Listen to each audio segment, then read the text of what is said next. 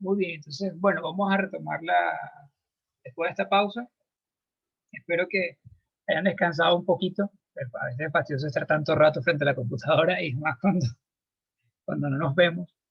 Entonces, bueno, la cosa se pone como, no le da sueño. Espero que no sea el caso de ustedes.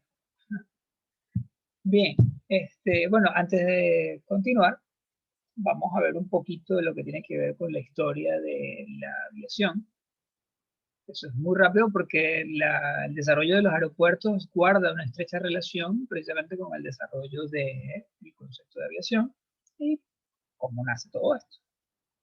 Bueno, para comenzar, la aviación como tal, o sí, digamos así, la infraestructura aeronáutica arranca con las aeronaves realmente a partir del año 1903 de una forma oficial, vamos a decirlo así, con el diseño y vuelo de los hermanos Wright en el Flyer 1.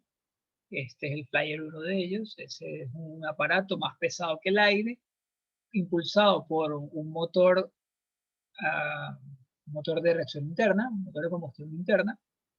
El vuelo duró apenas 12 segundos y alcanzó una distancia de 37 metros a una altura de 12 metros.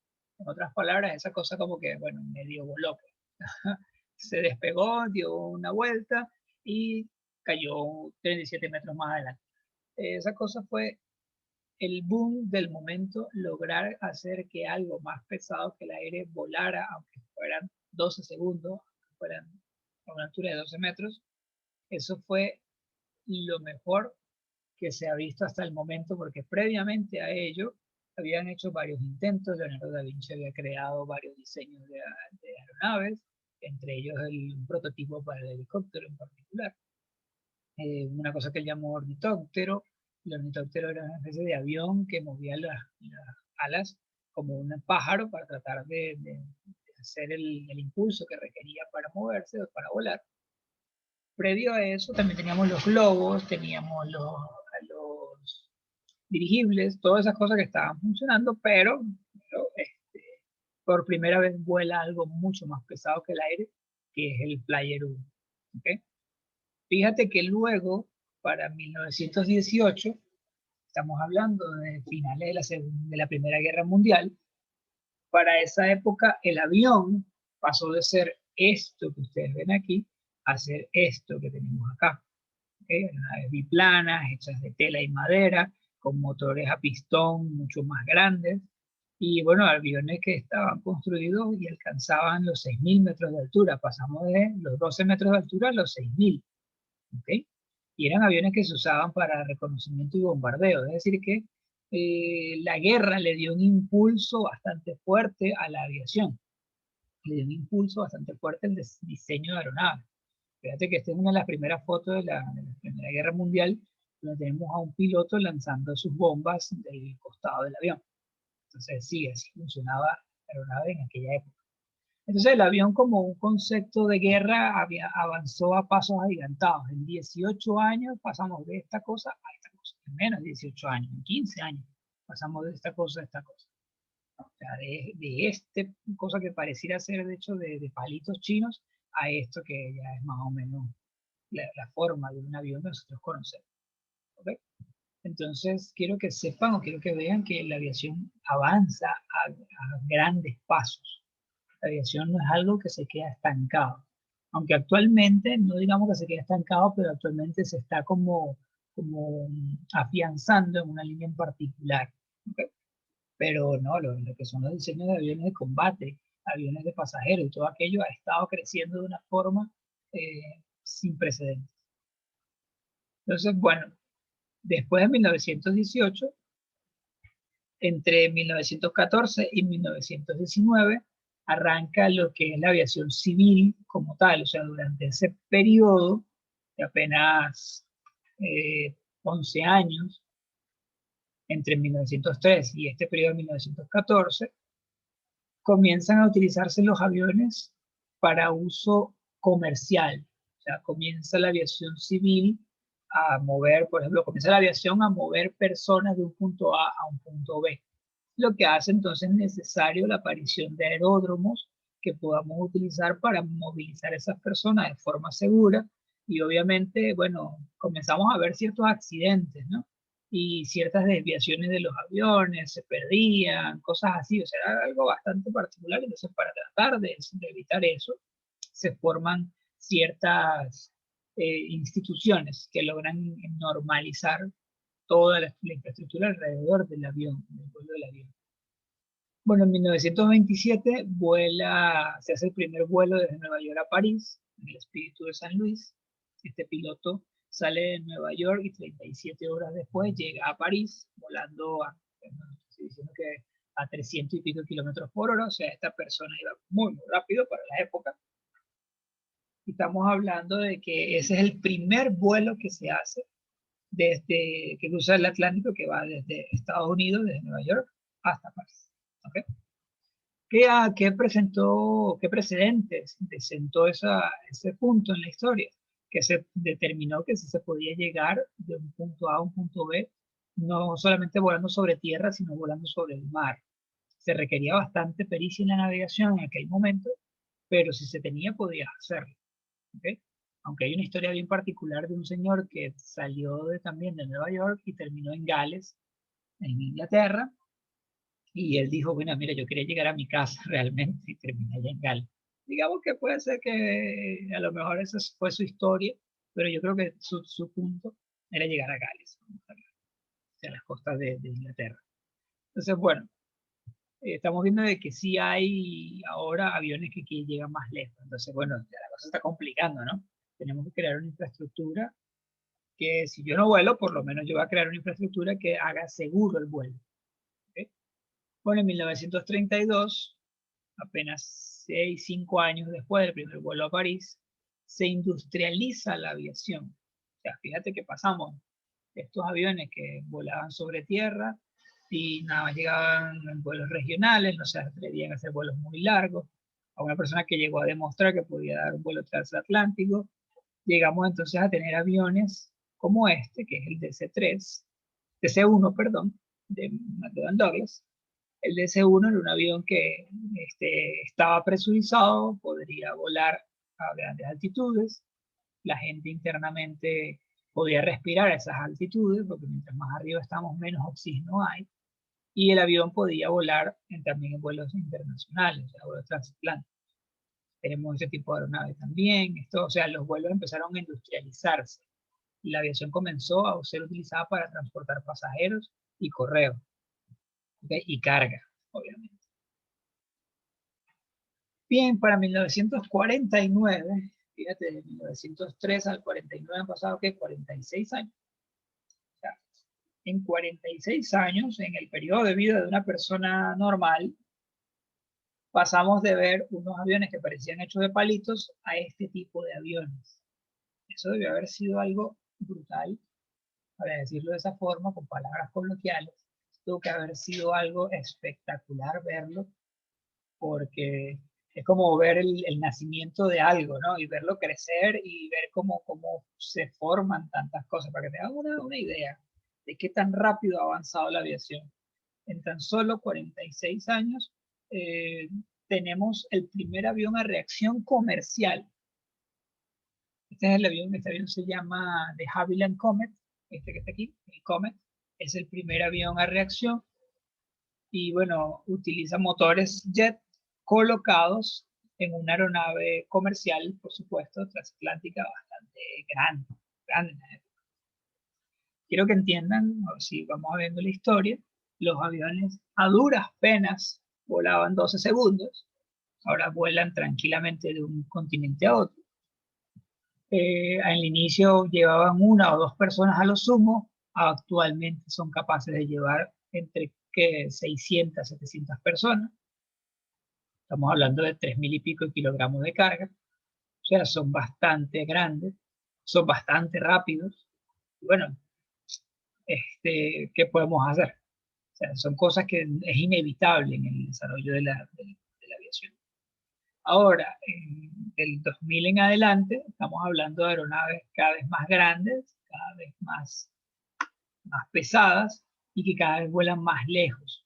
obviamente para volar más lejos. Entonces, bueno, empezamos a meterle más personas adentro para evitar tener que hacer tantos viajes, para tener la misma ganancia por la cantidad, por menos viajes, pues, lo que se requiere. O sea, la aviación comienza a pensarse ya como un negocio redituable, y por supuesto en los negocios, bueno, yo trato de volar menos veces y ganar más, eso es lo que se quiere. Entonces, por esa razón, ¿qué hago? Meto un avión con muchísimo más pasajeros por vuelo, y se acabó el problema. Entonces, hablamos de una cosa como la 380, el Boeing 747, el Boeing 777, o sea, aeronaves que están diseñadas para meter entre 600 y 800 pasajeros. De hecho, se ha pensado incluso en un avión que puede llegar a transportar 1000 pasajeros de un solo golpe. O sea, 1000 personas dentro de un avión. Eso debe ser increíble de verlo. Bueno, los aviones pueden ser tan grandes como los aeropuertos lo puedan permitir, de hecho. ¿Por qué? Porque hay cierta relación entre el tamaño del avión y el tamaño del aeropuerto. Si hablamos de la historia de la aviación y lo relacionamos con el tamaño de los aeropuertos y vemos la foto que hemos presentado acá, veremos que los aviones al principio no necesitaban precisamente un aeropuerto, necesitaban un aeródromo para salir. El primer vuelo de los hermanos Wright salió de un parque, o sea, salió de una explanada grandota que estaba ahí, y ellos se montaron en ese sitio y volaron, pues. Ahora, si necesitas una infraestructura para que el avión vuele y salga, pero no puede despegar de una carretera normal. Entonces, bueno, también vemos que el avión se hace cada vez más grande, cada vez más pesado, cada vez requiere más pista para poder despegar, cada vez necesita más servicios para poder servicio de combustible, para poder atender a las personas que lleva adentro. ¿Te imaginas? Un avión con 1000 personas por dentro, que es lo que se tiene estimado para el diseño de avión, un avión con 400, 500 personas a bordo. Eso quiere decir que nada más con llegar este avión a Maiquetía, llega el avión a Maiquetía y ya se llenó todo Maiquetía. Son 500 personas de un solo golpe. Ahora imagínate si ese avión, si yo estuviera en un aeropuerto donde llegasen por hora aproximadamente 5 o 6 aviones como este que está aquí, como el A380. O sea, 5 o 6 aviones por 500 personas, estamos hablando alrededor de 3000 a 2500 personas por hora llegándome al aeropuerto. Entonces, olvida, es demasiado. O sea, es un flujo de personas muy, muy alto. Entonces, viendo esto, los aeropuertos han tenido que también desarrollarse, los aeródromos han tenido que también desarrollarse a la par del desarrollo de la aviación, a la par del desarrollo de las aeronaves, en particular del avión, que ha sido el medio por excelencia utilizado para desplazar personas de un punto A a un punto B por aire. Porque no he visto, hasta ahora no he visto un helicóptero comercial que sea capaz de llevar unas 500, 600 personas de manera cómoda. ¿Sí? He visto helicópteros militares que pueden llevar esa carga tranquilamente, pero son militares. ¿Sí? Y hay aviones de carga militares que llevan helicópteros, entonces olvídate, no hay forma de que el helicóptero le pise los talones siquiera al avión, ¿okay? Y tampoco a un dirigible ni a un globo aerostático. Entonces, el avión por excelencia se convierte en baluarte, punta de lanza de lo que es el diseño de los aeródromos. Ahora, eso quiere decir que hay varias características en particular de los aviones que yo tengo que considerar al momento de construir un aeródromo, porque yo construir un aeródromo es para el avión y para las personas, ¿okay? Entonces tengo que construirlo con doble propósito.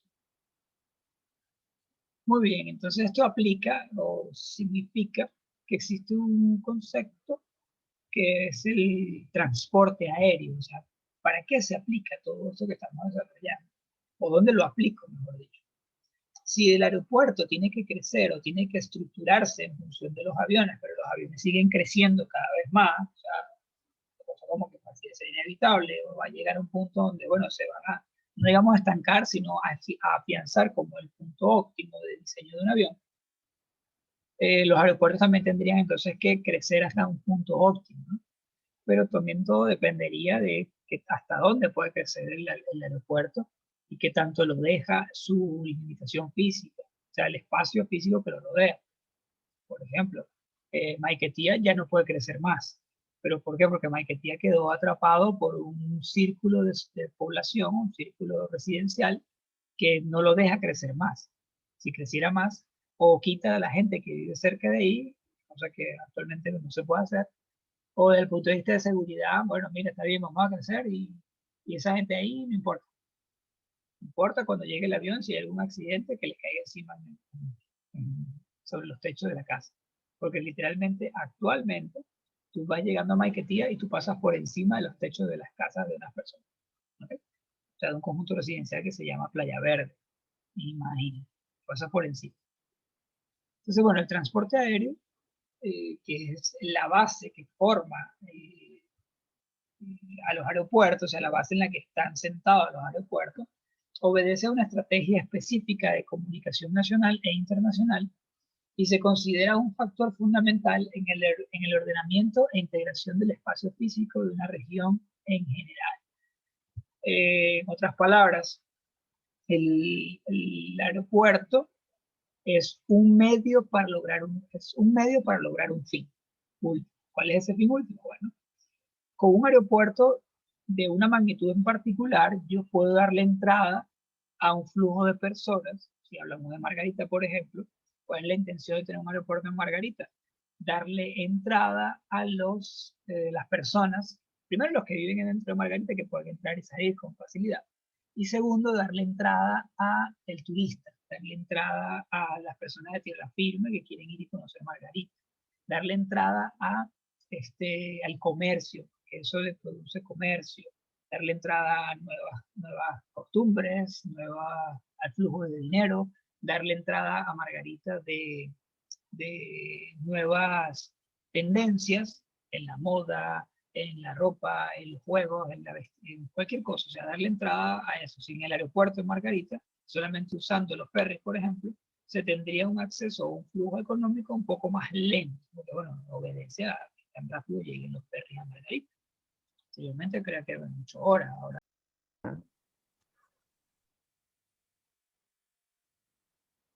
Listo, ya se unió.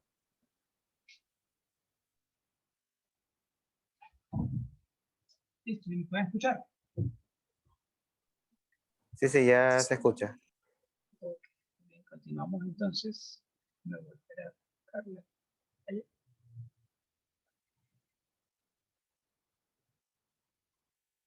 Ok, entonces les estaba comentando que, por ejemplo, tener el aeropuerto da entrada a varias cosas, a múltiples ventajas dentro de un área en particular. Entonces, tener el aeropuerto es esencial. Ahora, ¿qué tan grande debería ser el aeropuerto o hacia dónde podría crecer el aeropuerto? El aeropuerto de Santiago Mariño está pensado bastante bien. Cuando estuve por allá, su forma, o sea, donde está ubicado, la forma en la que está colocado, distribuido, le da miras a crecer un poco más y puede permitir un mejor servicio, mejor afluencia de personas. ¿verdad? Entonces, bueno, yo pienso el transporte aéreo, lo pienso y coloco los aeropuertos en función de un plan de desarrollo no solamente de transporte, también económico, también desde el punto de vista de turismo, también desde el punto de vista de planificación urbana inclusive. Porque, por ejemplo, si yo tengo, desde que se colocó el aeropuerto en Margarita, es más fácil entrar y salir de él, de la isla. Entonces, bueno, la gente puede salir de Margarita con mucha mayor facilidad. Entonces, a pesar de la relativa juventud que tiene el aeropuerto, mejor dicho, el transporte aéreo, perdón, el transporte aéreo se ha colocado a la vanguardia de las comunicaciones. Las comunicaciones no son solamente los teléfonos, esas cosas, sino también las carreteras, las conexiones marítimas y ahora las conexiones aéreas, ¿ok? Debido a sus características intrínsecas que lo hacen sobresalir por encima de los demás medios de transporte. Estas características bueno, son medios mucho más veloces, es el medio más seguro de transporte, aunque ustedes no lo crean. El confort que tú tienes al volar en avión es increíble, no te lo da ningún otro servicio. La economía relativa del transporte aéreo, relativa me refiero porque, bueno, si yo saco la cuenta, puede ser que me salga un poquito más costoso un vuelo por avión para Margarita que un viaje en ferry. Pero yo llego en 45 minutos a Margarita y en ferry llego en el menor tiempo posible, creo que es 4 horas. Entonces, o sea, 4 horas entre 45 minutos, prefiero los 45 minutos. La agilidad administrativa que existe en los aeropuertos para tú poder comprar un pasaje al momento de entrar, todo ya está bien definido, entonces todo se puede hacer mucho más rápido. La flexibilidad del sistema, es muy flexible porque además de solamente de prestar el servicio de transporte de pasajeros, carga o correo, también lo puedo hacer con cualquier otro medio que pueda utilizarse para volar. O sea, puedo salir tranquilamente en un helicóptero desde el punto A al punto B. Tengo diferentes opciones para resolver. ¿Okay? Puedo salir también tranquilamente, si tengo el avión, puedo salirme con mi avioncito del punto A al punto B o saliendo del aeropuerto de Maiquetía, por ejemplo. Salgo de Maiquetía y llego a Santiago Mariño, me voy con mi avión particular privado. Si pudiera hacerlo, lo puedo hacer. Entonces, en ese caso es un medio de transporte flexible. Y bueno, amplia cobertura porque hasta ahora no hay ningún medio de transporte que sin escalas me lleve más lejos. O sea, me lleve tan lejos como me lleva la aviación, como me lleva el avión en particular. O sea, yo puedo volar tranquilamente desde un vuelo transatlántico desde un continente a otro, sin escalas, y puedo llegar sin inconveniente. Y lo hago en máximo tiempo de vuelo, serían entre 8 y 12 horas de vuelo. Sin embargo, si lo quiero hacer en un buque, me tomaría entre semanas a meses en el mar para poder llegar del punto A al punto B. Entonces, fíjate que hasta ahora, en apenas estamos hablando de que en 1903 hasta la actualidad, estamos hablando entre menos de 150 años, ¿no?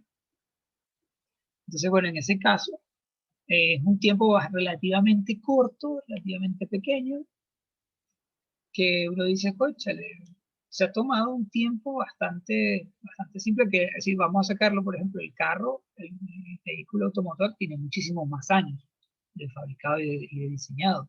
Las líneas de conexión de autopistas y avenidas tienen muchísimo menos años, es muchísimo más años de diseñado y fabricado. Los trenes fueron servicios muchísimo más viejos que los carros. Los buques, servicios muchísimo más viejos que los trenes. Entonces, imagínate, esos servicios que ya tenían una línea, vamos a decir, un crecimiento ya previo, no han superado en ningún momento a los aviones ni el transporte aéreo que llegó apenas en 1903. Eso quiere decir entonces que el diseño de los aeropuertos, los aeródromos, tiene que ser, sobre todo los civiles, porque los militares no tienen por qué pensarse tanto, son los más acelerados. ¿Okay? Bueno, entonces en este caso, el transporte aéreo está conformado por ciertos elementos. Estos elementos son las aeronaves, en particular los aviones, no las aeronaves, pero en particular los aviones. La tripulación que vuela esos aviones y que te presta el servicio internamente, o sea, tú como pasajero, tú recibes una aeromoza, te recibe una aeromoza, te lleva a tu puesto en ciertas condiciones, hasta cierto punto, te indica dónde está, te dan el catering, tienes a los pilotos que vuelan el avión, o sea, ellos son la tripulación. Con ellos es que tú puedes contar para llegar de tu punto A a tu punto B. La torre de control, que es un servicio que presta el aeródromo o aeropuerto para hacerte llegar del punto A al punto B de manera segura. El personal en tierra, que son los que te prestan el servicio de catering, el servicio de handling, todas esas cosas, el servicio de combustible, eso forma parte del transporte aéreo. Y por supuesto, por último en el sistema, o mejor dicho, en la base de la pirámide, estamos los pasajeros, la carga y el correo, que es el fin último del diseño del transporte aéreo. Gracias a que eso existe el transporte aéreo. O podemos decirlo que en realidad el hombre empezó a volar porque, bueno, pues nada, quería volar. Eso es lo que dicen los aviones, los pilotos y la historia que te colocan, porque, sí, el hombre tenía ganas de volar. Si tú te metes en YouTube o en Internet a buscar por qué comienza la aviación y te dicen, no, porque el hombre miraba con anhelo el cielo y envidiaba a los pájaros. Y yo, sí, claro, ok, está bien. Porque el hombre es así todo romántico, siempre le gusta ver las cosas desde el punto de vista romántico. Bueno, la realidad real de todo este asunto es que, bueno, el vuelo inicia como primero un factor de curiosidad, como toda cosa nueva. Yo tengo las ganas de hacerlo y creo que puedo hacerlo, y luego una aplicación para ello, ¿no? Al principio la primera forma o el primer diseño nace porque, bueno, yo como persona, como individuo, quiero volar, así, ese es mi objetivo, quiero volar y quiero llegar del punto A al punto B volando. Ajá, ¿qué hago para hacer eso? Bueno, tengo que diseñarlo, ¿ok? Tengo que diseñar un instrumento que haga eso. Y bueno, al final, esas personas o ese objetivo de llevar algo del punto A al punto B se tradujo en los pasajeros, la carga y el correo, que fue lo que redujo entonces toda esta expresión romántica del vuelo a una expresión de producción. Vamos a decirlo así. Simple y llana producción. Necesitamos generar ingresos. Punto. Y vamos a estar claros en algo. Fíjate que lo que hizo moverse tan rápido a la aviación, en apenas, qué sé yo, 11 años, 18 años, lo que hizo moverse tan rápido a la aviación fue la guerra. Entonces, que si decimos, bueno, el fin último del avión, que era el de hacer al hombre volar y todo aquello, fue utilizado para matar al prójimo. Entonces, no podemos decir nada al respecto. Fue algo bastante interesante que saliera el avión, entonces en ese momento, qué fino. Otra forma de matarnos. El fin último del avión dependerá de para qué lo quiero yo. Si hablamos desde el punto de vista legal, el avión y el concepto de transporte aéreo es un concepto internacional.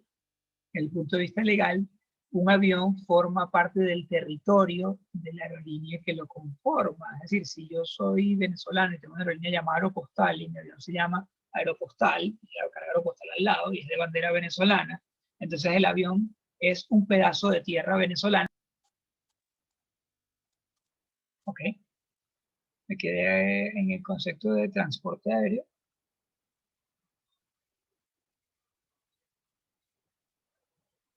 Si voy al caso, entonces el transporte aéreo se ha convertido en algo que está pensado para hacer un producto, para generar ingresos. ¿Okay? Y bueno, la intención es hacer crecer los aviones en esa idea, generar más ingresos. Bueno, actualmente para poder unificar esto, si ya hemos visto que el sistema es internacional, el avión es algo que se considera como un pedazo de tierra de donde salió, de la aerolínea donde salió, de la bandera donde está registrado el avión. Entonces, yo tengo que tener una cierta unificación a nivel mundial para que todo el sistema funcione correctamente, ¿no? O sea, hay varios sistemas de referencia con lo que se hace esta unificación, sobre todo por lo siguiente, porque los aviones primero se van a desplazar de un punto A a un punto B, que no necesariamente están en la misma región, o sea, pueden estar en regiones totalmente opuestas del globo terráqueo.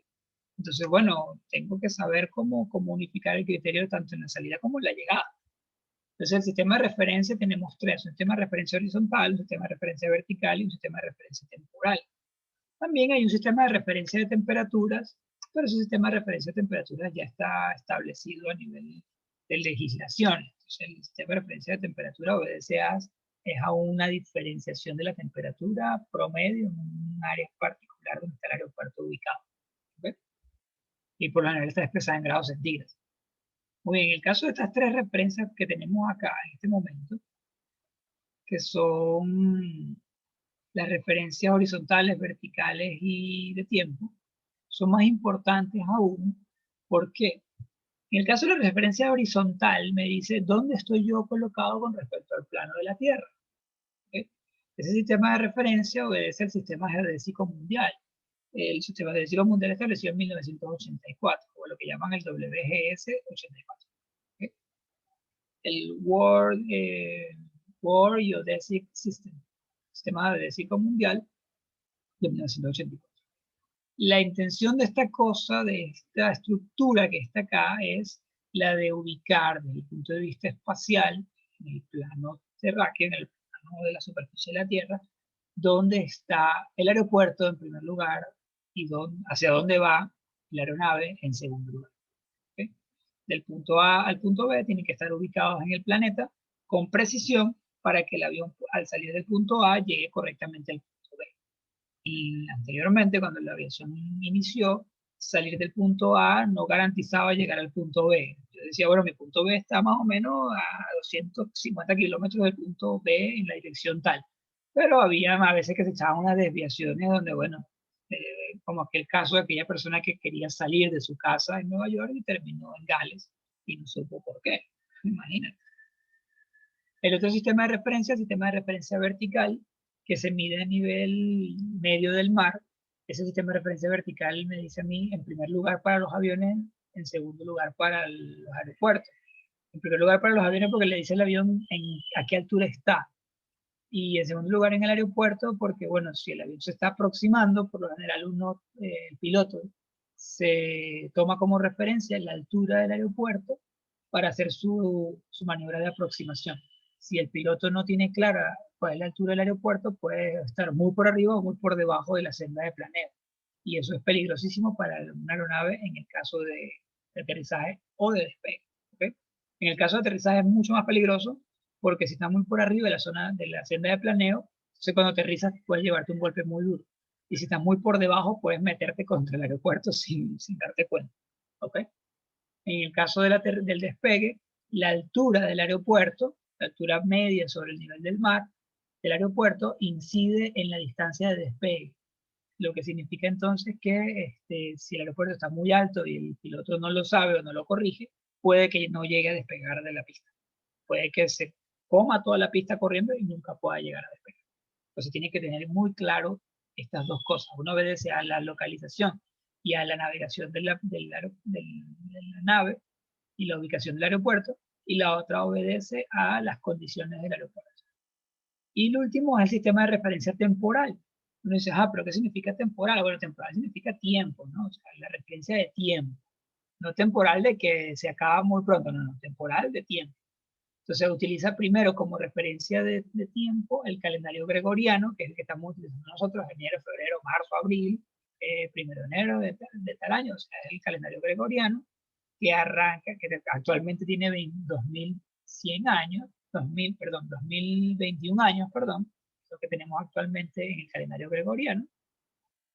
Esto es una unificación del espacio, del tiempo, mejor dicho, aplicada por un papa hace muchos años, el Papa Gregorio, por eso se llama así. Y bueno, estamos en los años medidos a través de enero, febrero, marzo, abril, es la condición que define ese tiempo. Y el tiempo que se usa es el tiempo universal coordinado o UTC. En otras palabras, el UTC es definiendo las líneas de tiempo sobre las que pasa la aeronave cuando va de un punto A un punto B, y esas líneas de tiempo están definidas en función de los meridianos que cubren a la Tierra. Por esa razón es cuando un avión sale de un aeropuerto en Nueva York y llega al aeropuerto en Shanghái, llega el día anterior, al día de salida. No sé si sabían eso. No porque haya viajado en el tiempo, sino porque en Nueva York es el 1 de enero, ponte es el 1 de enero, o es el 31 de diciembre del 2020, y en Shanghái ya es el 1 de enero del 2021. O sea, ellos están adelantados en el tiempo. Si yo vuelo hacia atrás, que es lo que realmente se hace, o sea, tú no vuelas desde Nueva York hasta Shanghái de este a oeste, sino de oeste a este, entonces tú vas literalmente retrocediendo en el tiempo, o sea, vas siguiendo al sol hasta, hasta una hora antes de tu salida. Entonces, si saliste el día tal, llegaste el día anterior por la parte de atrás, hacerlo así. O sea, temporalmente, eso es lo que se mide. Claro, no es que viajaste en el tiempo, mentira, eso no pasa así, sino que desde el punto de vista temporal te estás siguiendo el tiempo coordinado a nivel mundial, y ese tiempo coordinado se mide en función de los meridianos de la Tierra. ¿Okay? Obviamente nosotros estamos en el tiempo UTC más 4, perdón, menos 4, estamos nosotros. Eso quiere decir que si tú quieres saber el tiempo en Caracas, tú buscas el UTC a nivel mundial y le restas 4 horas. Entonces ya conoces, por ejemplo, si el UTC a nivel mundial es las 12 del mediodía, tú le restas 4 horas y ya sabes cuál es la hora en Caracas. También lo puedes medir de la siguiente forma. Tú te encuentras en Nueva York y ves la hora en Nueva York. A esa hora de Nueva York tú le restas menos 4 y ya sabes cuál es la hora en Caracas. ¿Okay? Eso es lo que puedes hacer para hacer la conversión del tiempo coordinado mundial universal. Ya sabes la hora en cualquier parte del mundo en función de tu punto de parada. O sea, así mismo se hace con el sistema. ¿Por qué se usa este sistema de referencia? Bueno, muy importante porque para poder hacer los chequeos de salida y de entrada de las aeronaves, necesito hacerlo en un momento específico del tiempo. O sea, tengo que decir, este avión llegó el día tal y salió el día tal. O sea, bueno, para poder lograr eso tengo que hacerlo de esta forma. Si no tuviésemos un tiempo coordinado, olvídate que existiría un modelo de, de sistema aéreo, ¿okay? Un modelo de sistema de infraestructura aeronáutica, para decirlo. Bueno, hablando del poquito del sistema geodésico mundial, el sistema geodésico mundial es, en realidad la Tierra no es una esfera, es una pelota perfecta. Eso nos han dicho a nosotros desde pequeñitos, que la Tierra es una esfera perfecta. Eso no es mentira. La Tierra en realidad tiene una forma de elipse, es un elipsoide, y es más achatada en los polos y es más larguita en el ecuador. Eso se debe precisamente a la rotación de la Tierra. Y desde el punto de vista geodésico, o sea, desde el punto de vista de la estructura de la Tierra, ella tiene más una forma de un geoide. Un geoide es una pelota de tierra, de piedra muy, muy grande, y obviamente su masa no está distribuida de una forma homogénea, sino que hay pedazos donde hay más tierra que en otros, ¿no? Entonces, bueno, eso quiere decir que la Tierra tiene más o menos esta forma, una forma, vamos a decirlo así, geoide, una forma más pelotuda, más, más, más